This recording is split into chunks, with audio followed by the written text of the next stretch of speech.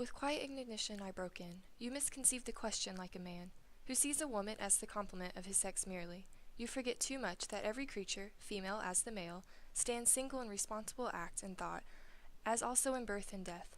Whoever says to a loyal woman, "Love and work with me," will get fair answers if the work and love, being good themselves, are good for her, the best she was born for. Women of a softer mood, surprised by men when scarcely awake to life, will sometimes only hear the first word, love, and catch up with it any kind of work, indifferent, so that dear love will go with it. I do not blame such women, though, for love, they pick much oakum earth's fanatics make.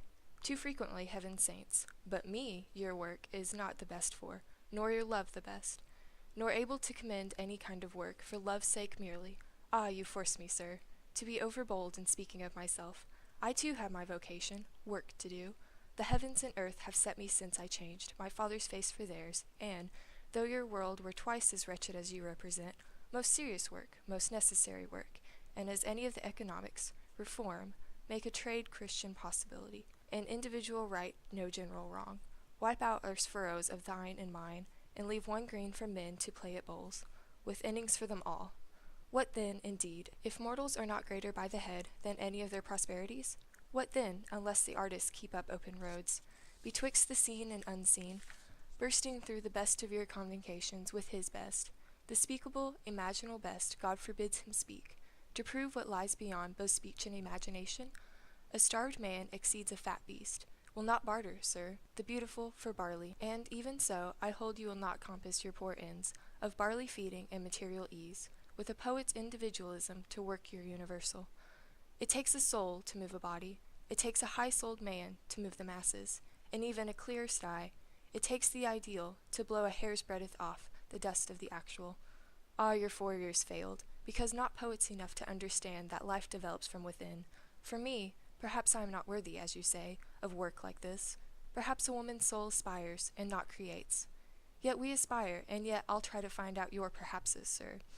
And if I fail, why burn me up my straw like any other false works. I'll not ask for grace. Your scorn is better, Cousin Romney.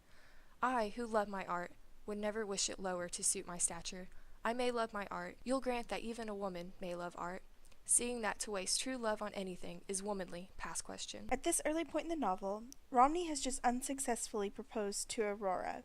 His charming proposal consists of insulting her frivolous poetry and insisting that women simply do not have the intellectual ability to write poetry. Aurora's specific problem with being understood and accepted as an intellectual equal is unique to her social class. By all means, every woman of any class searches for equality, but middle class presents a unique balance. This class has the education unseen in lower classes, but not the inherited wealth. Therefore, employment is a necessity. The irony is having the need for intelligent women, but the oppression of accepting them into a working environment. Whoever says to a loyal woman, "Love and work with me," will get fair answers if the work and love, being good themselves, are good for her. Aurora is trying to make a career out of work that is assumably not good for her. Aurora is also breaking class constructs by not immediately replacing her father with a husband. In lines 456 through 457, she demonstrates her break of class norm regarding having a man to take care of her. For me, perhaps I am not worthy, as you say, of work like this. Perhaps a woman's soul aspires, and not creates. Yet we aspire, and yet I'll try to find out your perhapses, sir.